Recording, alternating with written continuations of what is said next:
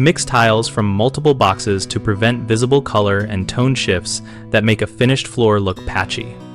When installing ceramic tile, first inspect every box and lay out tiles from at least 3 different boxes before you begin setting tiles, so you can see subtle variations and plan a harmonious pattern.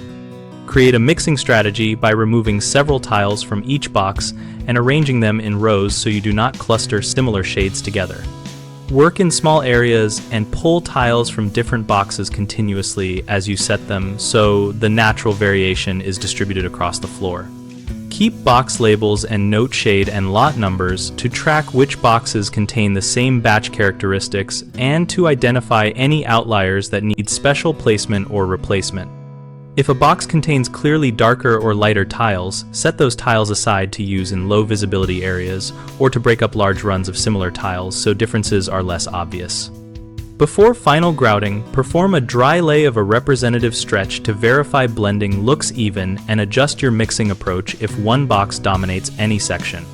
Common mistakes include using only 1 or 2 boxes at a time, which creates visible banding.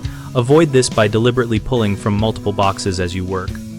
Another issue is not checking box labels and lot numbers, so you miss a mismatched batch. Compare labels and set aside any boxes with different lot identifiers or obvious shade shifts. A frequent concern is leaving outliers in prime locations where the eye naturally falls. If a tile stands out, swap it with one from a less noticeable area or use it near a wall or under cabinetry.